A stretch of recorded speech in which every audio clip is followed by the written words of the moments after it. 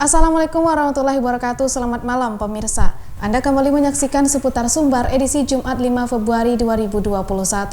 Berbagai informasi menarik tentang seputar Sumatera Barat telah kami siapkan untuk Anda. Inilah Seputar Sumbar selengkapnya.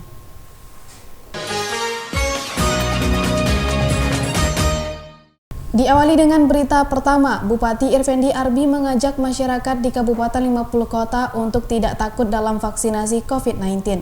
Hal ini disampaikannya usai melakukan vaksinasi COVID-19 di Puskesmas Koto Baru Simalanggang tengah pekan ini.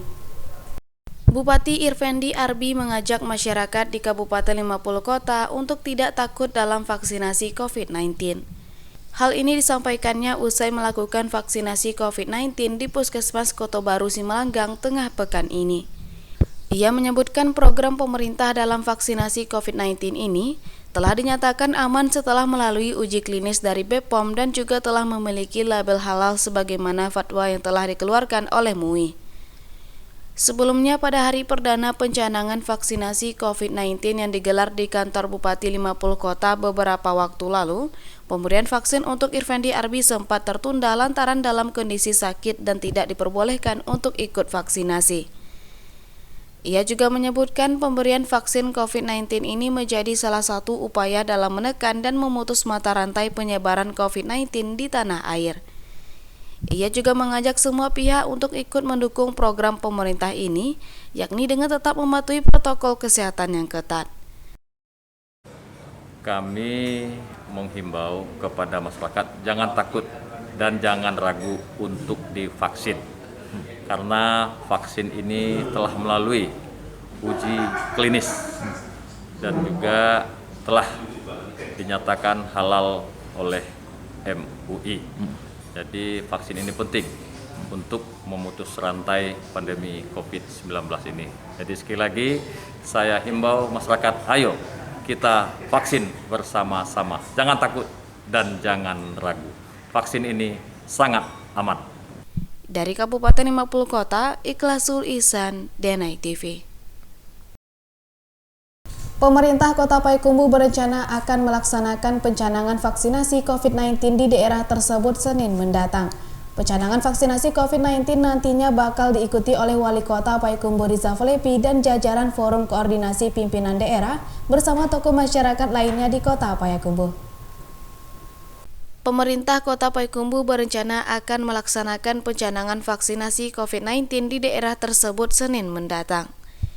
Pencanangan vaksinasi COVID-19 nantinya bakal diikuti oleh Wali Kota Payakumbuh Rizal Falepi dan jajaran Forum Koordinasi Pimpinan Daerah bersama tokoh masyarakat lainnya di Kota Payakumbuh.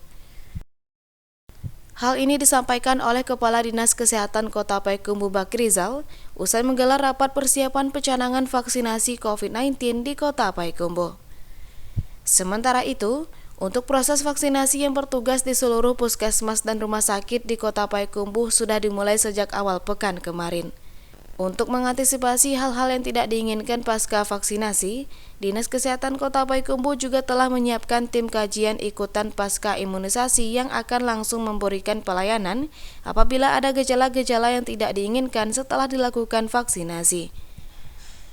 Vaksinasi COVID-19 di Kota Payakumbuh gelombang pertama ini ditargetkan akan selesai hingga akhir Februari nanti. Jadi kita merencanakan pencanangan pada hari Senin besok bersama Forkopimda di kantor Balai Kota. Nah, walaupun begitu, vaksinasi sudah kita mulai sejak hari Selasa kemarin. Ini sudah berjalan pada hari ketiga. Dan bagusnya, sebanyak yang kita lakukan vaksinasi, kita belum menemukan efek negatif dari vaksin ini. Semua yang disuntik baik-baik saja, bahkan langsung masuk kerja juga, tidak ada istirahat kemana-mana. Dan IP juga kita tidak ada menimbulkan. Jadi artinya adalah bahwa apa yang direkomendasikan oleh Kementerian melalui BPOM dan kemudian apa yang disampaikan oleh MUI bahwa vaksin itu suci dan halal, ya ini mungkin bisa dapat kita terima. Pemberian vaksin untuk masyarakat umum akan dilaksanakan setelah pemberian vaksin kepada tenaga kesehatan, TNI Polri, ASN di lingkungan Pemko Payakumbuh selesai. Dari Kota Payakumbuh, Ikhlasul Ihsan, Denai TV. Pemerintah Kota Payakumbuh berencana akan melaksanakan pencanangan vaksinasi COVID-19 pada Senin mendatang. Wali Kota Payakumbuh Riza Falepi akan ikut menyukseskan program pencanangan vaksinasi COVID-19 di daerahnya. Pemerintah Kota Payakumbuh berencana akan melaksanakan pencanangan vaksinasi COVID-19 pada Senin mendatang. Wali Kota Payakumbuh Riza Falepi akan ikut menyukseskan program pencanangan vaksinasi COVID-19 di daerahnya. Rencananya ia akan melakukan pencanangan vaksinasi COVID-19 bersama jajaran Forum Koordinasi Pimpinan Daerah bersama tokoh masyarakat lainnya di kantor Balai Kota Payakumbuh. Ia menyampaikan saat ini seluruh tenaga kesehatan menjadi prioritas utama vaksinasi COVID-19 di Kota Payakumbuh. Selanjutnya baru dilanjutkan oleh TNI, Polri, dan ASN di lingkungan Pemko Payakumbuh. Pemberian vaksin COVID-19 ini menjadi salah satu upaya dalam menekan dan memutus mata rantai penyebaran COVID-19. Selain itu, program pemerintah dalam vaksinasi COVID-19 ini telah dinyatakan aman setelah melalui uji klinis dari BPOM dan juga telah memiliki label halal sebagaimana fatwa yang telah dikeluarkan oleh MUI. Ya, untuk tahap awal ini kan vaksin baru ada sekitar 2.000-an ya, 2.300-an. Jadi mungkin yang akan banyak kita berikan dulu vaksin itu adalah para tenaga kesehatan, karena mereka yang paling berisiko, dan itu arahan dari pemerintah pusat juga begitu. Dan kami juga mungkin di awal-awal juga sepanjang tidak komorbid ya, sepanjang tidak berisiko, itu dianjurkan untuk segera divaksin. Kita mengimbau kepada seluruh ASN di lingkungan pemerintah Kota Payakumbuh, mari kita sukseskan program pemerintah pemberian vaksin kepada seluruh lapisan masyarakat yang ada di Kota Payakumbuh. Kami yakin dan percaya bahwasanya vaksin sekarang karena sudah diuji secara klinis oleh POM RI dan sudah sesuai dengan standar dan prosedur yang telah ditetapkan oleh pemerintah. Kita merencanakan pencanangan hari Senin depan karena kita melaksanakan kepada pejabat publik dan tenaga medis, tenaga kesehatan, dan beberapa tokoh-tokoh masyarakat yang kita berikan pencanangan.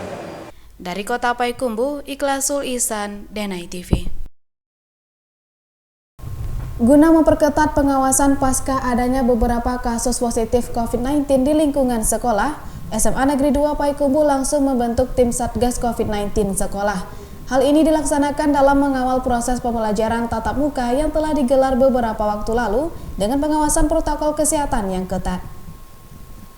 Guna memperketat pengawasan pasca adanya beberapa kasus positif COVID-19 di lingkungan sekolah, SMA Negeri 2 Payakumbuh langsung membentuk tim Satgas COVID-19 sekolah. Hal ini dilaksanakan dalam mengawal proses pembelajaran tatap muka yang telah digelar beberapa waktu lalu dengan pengawasan protokol kesehatan yang ketat.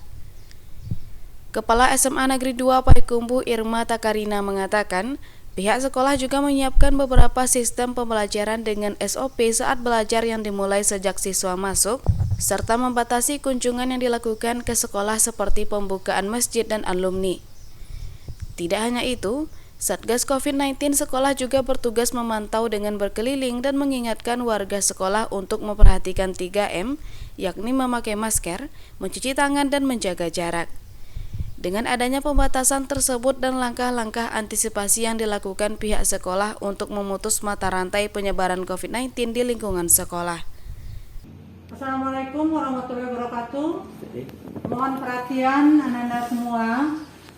Karena bel sudah berbunyi tanda masuk, silakan menempati tempat duduknya masing-masing. Ingat, meja tanda silang jangan diduduki. Mohon perhatian anak-anak semua. Tetap menggunakan masker, jaga jarak, dan gunakan sanitizer yang sudah ada di dalam kelas sebelum masuk ke kelas. Dari Kota Payakumbuh, Ikhlasul Ihsan, Denai TV. Dan pemirsa, jangan kemana-mana, sesaat lagi kita akan kembali dengan berita menarik lainnya. Tetap bersama kami.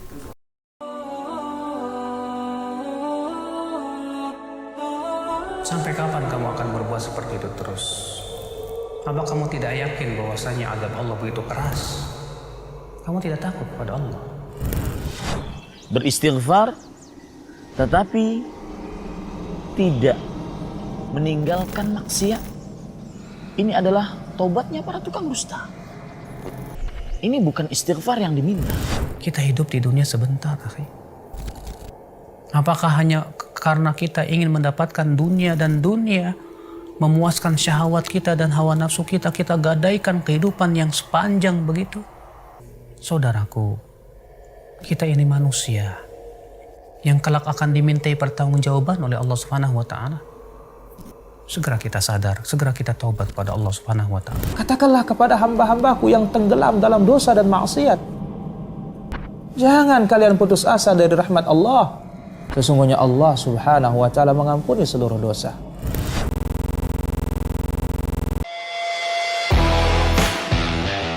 Menemani istirahat siang Anda dengan mengungkap informasi unik dan menarik dari seluruh penjuru dunia.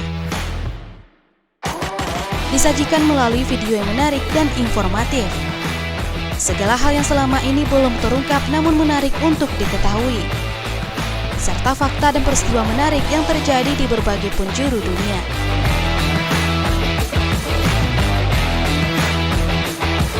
Viral setiap hari jam 12.00 waktu Indonesia Barat. Memasuki awal Februari tahun 2021, harga sejumlah kebutuhan pokok di Kabupaten 50 Kota menurun. Salah satunya telur ayam ras. Untuk harga telur ayam ras di sejumlah peternak ayam yang biasanya dijual Rp1.500 per butir, kini dijual dengan harga Rp1.300 hingga Rp1.000 per butirnya. Memasuki awal Februari tahun 2021, harga sejumlah kebutuhan pokok di Kabupaten 50 Kota menurun. Salah satunya telur ayam ras. Untuk harga telur ayam ras di sejumlah peternak ayam yang biasanya dijual Rp1.500 per butir, kini dijual dengan harga Rp1.300 hingga Rp1.000 per butirnya. Penurunan harga telur ayam ras ini disebabkan akibat banyaknya permintaan konsumen di berbagai daerah. Untuk harga jual, para peternak telur ayam ras melihat patokan harga di Pulau Jawa. Kalau di Pulau Jawa harga telur naik, maka harga telur ayam di Sumbar naik pula. Untuk mengatasi masalah ini, para peternak telur mencari sebanyak-banyaknya pembeli baik grosir maupun eceran sampai ke berbagai daerah. Para peternak berharap kondisi ini tidak berlangsung lama, karena hal ini dapat menyebabkan permasalahan ekonomi di tengah-tengah masyarakat. Masih dalam harga hari itu 12,5 per butir, 12.500 per butir. Kalau per lapiknya berarti 37,5 jatuh. 37,5. Penyebabnya itu pertama permintaan banyak. Nah itu tuh. Sebenarnya harga telurnya harus stabil. Masalahnya pakan ini jauh naik kan. Belum jagung kan, belum dedak kan gitu. Dari Kabupaten 50 Kota, Afriandi, Denai TV. Seni kaligrafi terus berkembang dengan berbagai macam tampilannya. Namun untuk menghasilkan seni kaligrafi tidak harus sulit mencari bahan bakunya. Seperti di Kabupaten Tanah Datar, seorang pengrajin kaligrafi memanfaatkan limbah kayu yang ada di sekitarnya. Hasilnya tampilan-tampilan kaligrafi berkesan unik dan antik. Berikut liputannya.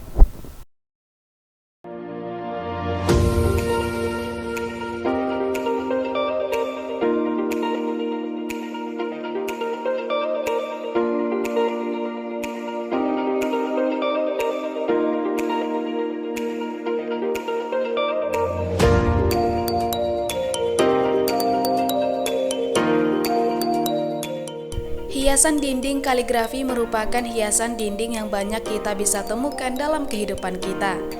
Hiasan dinding ini banyak dibuat dengan berbagai macam bahan, diantaranya dengan menggunakan bahan kayu, kulit, logam, kain, kertas, dan beberapa jenis bahan lainnya.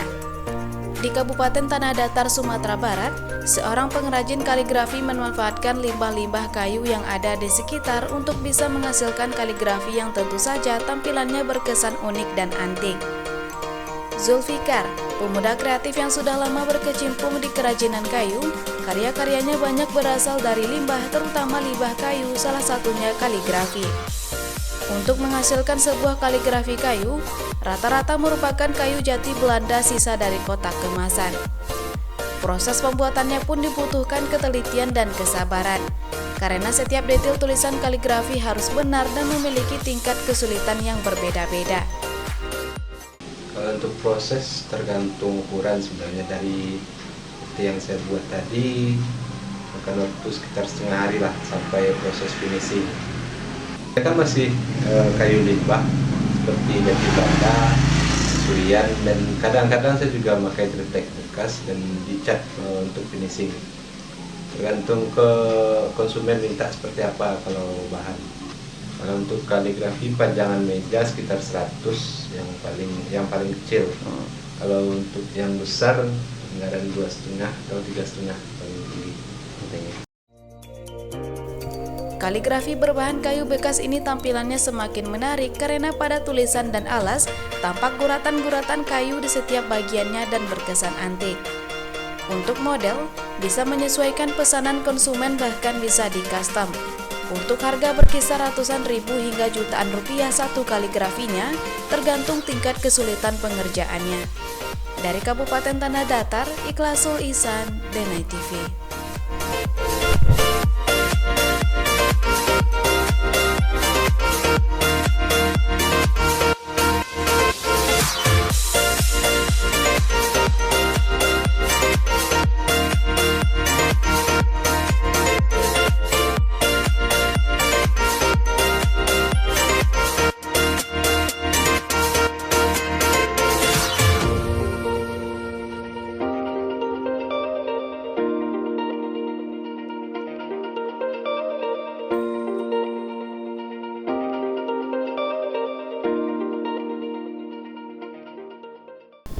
Sebagai destinasi wisata baru di Kabupaten 50 Kota dan Kota Payakumbuh, Batang Tabik Waterpark sangatlah cocok untuk mengisi liburan akhir pekan bersama keluarga dan teman-teman sahabat.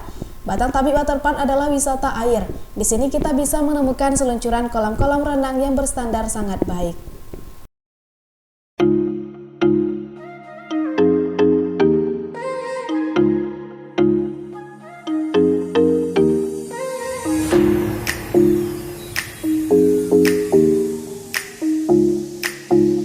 Kabupaten 50 Kota terus memposisikan diri sebagai daerah tujuan wisata.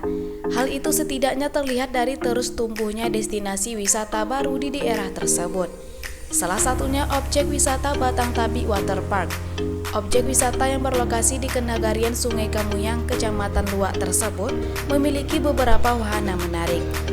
Beberapa wahana tersebut yakni water slide, waterboom, kolam prestasi, dan masih banyak lagi wahana lainnya. Selain wahana yang banyak, beberapa fasilitas-fasilitas pendukung lainnya juga tersedia di Batang Tabik Waterpark seperti ruang kesehatan, ruang tunggu, WC yang berstandar bandara, dan musola. Dengan merogoh kocek 40.000 di hari biasa dan 50.000 di hari libur, kita sudah bisa merasakan bermain air sampai puas dan wahana-wahana yang disediakan. Menurut owner Batang Tabik Waterpark Ferry Trisman, wisata ini sangatlah berpotensi bagi para masyarakat yang berada di rantau untuk memperkenalkan kampung halaman yang memiliki banyak potensi. Batang Tabik Waterpark ini dimulai dari keinginan untuk membangun kampung. Kebetulan saya, walaupun saya nggak pernah lahir di sini dan tidak pernah besar di sini, nggak pernah sekolah di sini, jadi saya pernah sekali sih. Tapi saya memantau, kalau saya pulang lihat mama saya melihat ini potensinya cukup besar. Akhirnya 2017 saya putuskan untuk membangun. Ya ini. Jadi ini saya desain sendiri kita laksanakan berdua sama Pak Rahman, dan inilah hasilnya. Dari Kabupaten 50 Kota, Afriandi, Denai TV.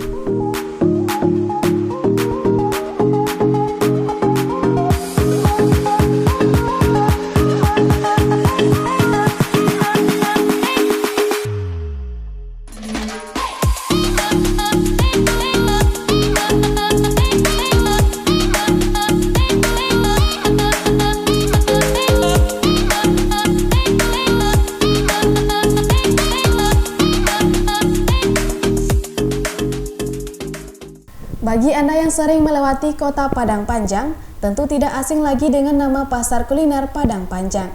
Ya, pasar kuliner yang berada tepat di tengah kota Padang Panjang ini hampir dipenuhi sekitar 100 pedagang makanan, minuman, dan oleh-oleh menggelar dagangannya. Padang Panjang merupakan sebuah kota persinggahan yang terletak di perlintasan jalur utama dari ibu kota Provinsi Sumatera Barat, yakni Kota Padang menuju daerah lain bagian utara hingga ke Provinsi Riau. Nah, jika Anda sedang dalam perjalanan melewati kota Serambi Mekah atau kota dingin ini, disarankan untuk singgah ke Pasar Kuliner Padang Panjang, tepatnya di Jalan Perintis Kemerdekaan, Balai-Balai Kota Padang Panjang. Lokasi pasar kuliner ini merupakan pasar dadakan yang khusus berjualan pada malam hari. Dan untuk siang hari, lokasi pasar ini menjadi terminal angkutan umum di daerah tersebut. Berbagai macam jajanan masakan disuguhkan kepada pengunjung. Tidak hanya sekedar untuk isi perut, yang datang pun juga hanya untuk sekedar jalan-jalan menikmati udara malam yang sejuk sambil mencari cindera mata atau oleh-oleh khas Padang Panjang. Anda juga tak perlu khawatir soal harga. Harga jajanan di pasar kuliner Padang Panjang ini dijamin tidak menguras kantong. Harga makanan dan minuman yang dijual di pasar kuliner ini berkisar Rp1.000 hingga Rp20.000. Kalau bukanya, kalau yang rumah makan kok dari jam 4 sampai jam 4. Dari jam 4 sore sampai jam 4 pagi. Ada yang buka dari jam 4 sampai jam 10. Pokoknya bukanya jam 4. Tutupnya terserah. Batasnya ya subuh. Batas jualannya kan subuh.